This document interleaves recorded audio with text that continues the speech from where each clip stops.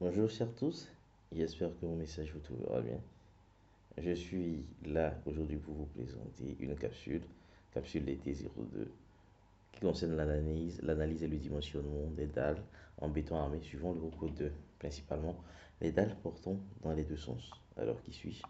Moi, c'est Takuji Doula, je suis ingénieur civil et docteur en génie civil.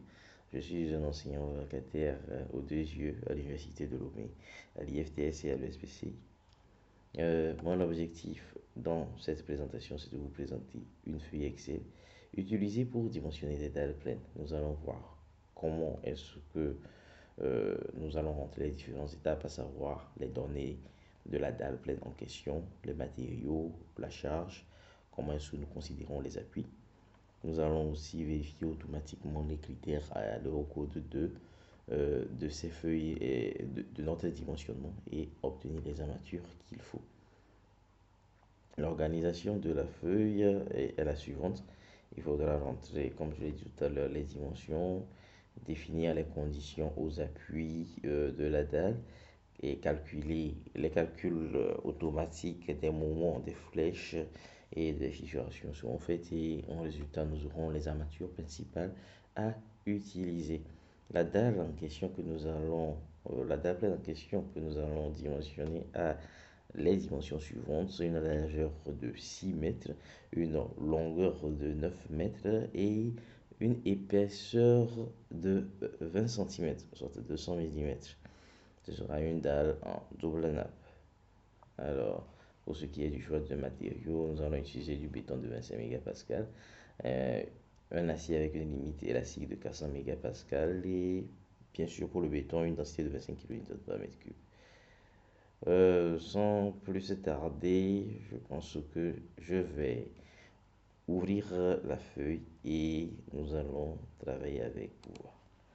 Alors, voici comment se présente la feuille Excel pour le dimensionnement des dalles pleines à l'Eurocode 2. D'accord. Euh, Comme prévu, nous allons commencer par rentrer des dimensions. Il y a short span qui est LX ici, qui représente la dimension, la largeur qui est de 6 mètres et la longueur LY qui est de 9 mètres. Pour savoir si une dalle pleine porte dans les deux sens, on fait LX sur LY. Si LX sur LY dépasse 0,4, ça veut dire que la dalle porte dans les deux sens. Et ainsi, vous pouvez utiliser cette feuille-là en question. Bien.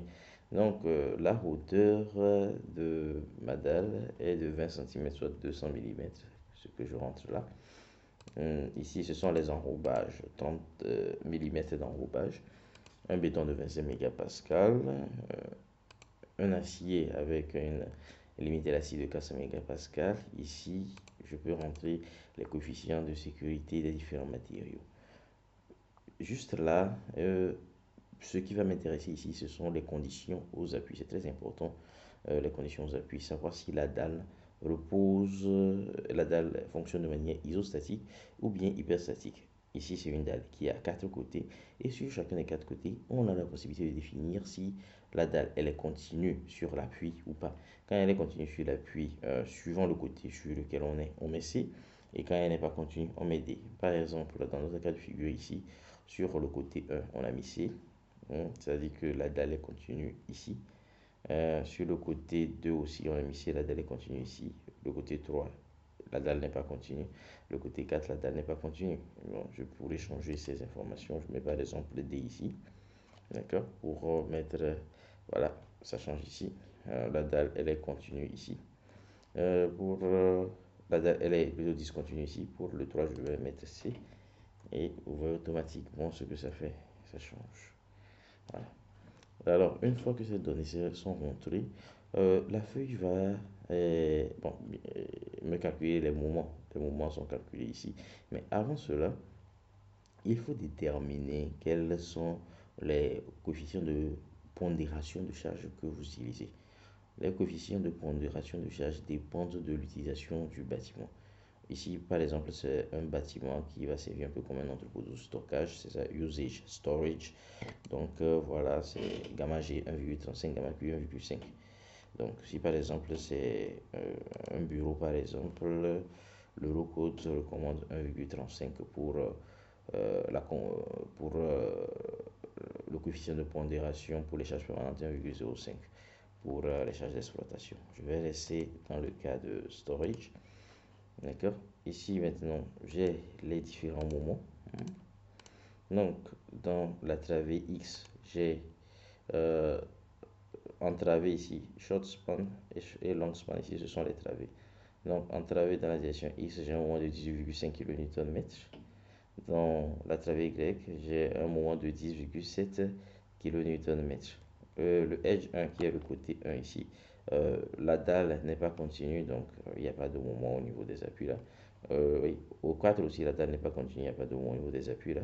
Là où la dalle est continue, il y a des moments au niveau des appuis que nous pouvons remarquer là, 14,3 et 24,6. La feuille utilisera alors ces valeurs de moment pour pour faire les calculs. Ces éléments, ce sont des valeurs qui interviennent dans le dimensionnement de la feuille. Les calculs seront faits et la section d'acier ici, la section d'acier requise sera calculée pour les différentes parties de la dalle. Il y a la section d'acier minimale aussi qui est calculée aussi directement en bas. D'accord. Et donc, un choix sera fait entre la section d'acier requise et la section d'acier minimale. Ensuite, vous avez la possibilité de montrer quelles sont les barres que que vous voulez utiliser, que ce soit en travée ou en appui. Donc ici, par exemple, j'ai des barres de 10. Si je maintiens des barres de 10, lui me propose automatiquement un espacement. Donc, un espacement qui me propose ici, c'est un espacement de 22,5 cm. D'accord. Si je passe à des barres de 12, l'espacement qui me pose 32,5 cm. Vous voyez, par exemple, là, c'est trop. Mais bon, vous pouvez choisir. En fait, ça, c'est les résultats du calcul. Mais vous n'êtes pas obligé forcément de choisir euh, de forcer sur les espacements qui vous mettent. Vous pouvez prendre des espacements beaucoup plus petits. C'est juste qu'il vous met l'espacement qui va avec. Donc, vous avez la possibilité de rentrer dans la courte travée, dans la longue travée aussi. Si par exemple j'utilise des barres de 12, vous voyez que, il me dit que je vais même être, je vais même utiliser jusqu'à 42,5 cm. Et ça, c'est trop. Pour lui, c'est trop. Donc, je peux utiliser des barres de 12, mais dans la réalisation, je peux mettre par exemple des barres de 12 espacées de 25 cm si je veux.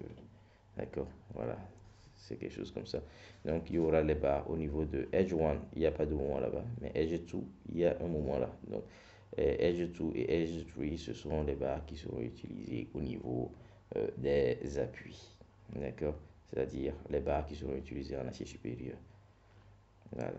Donc, par la suite, la feuille fera le calcul de la flèche. Le calcul de la flèche dans, dans chacune des travées. Et dans la travée, X ici, la petite travée, il me dit que cette travée fait 6 mètres. J'ai 40,5 mm de flèche, soit une flèche de 4 cm. Ça, c'est la flèche qu'il me calcule. C'est à moi de savoir si la flèche là est bonne ou pas. Vous savez que il y a différentes valeurs de flèches qu'on peut tolérer suivant le revêtement.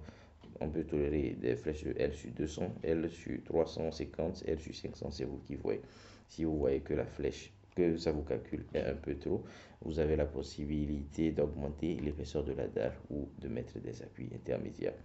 Donc, par la suite, il fait des calculs à la torsion pour vérifier s'il faut ajouter des armatures de torsion. Il vérifie les réactions aux appuis qu'il vous donne. Il fait un résumé rapide ici pour vous dire ce que vous devez utiliser pour votre dalle pleine. Et une fois que c'est fait, vous devez avoir validé design ici. Si vous n'avez pas validé design ici, c'est qu'il y a un problème. Déflexion, ok. Déflexion, ok. C'est toujours à prendre avec des pincettes. Il vous montre les valeurs, mais tout dépendra de la déflexion que vous voulez. Voilà à peu près comment la feuille fonctionne.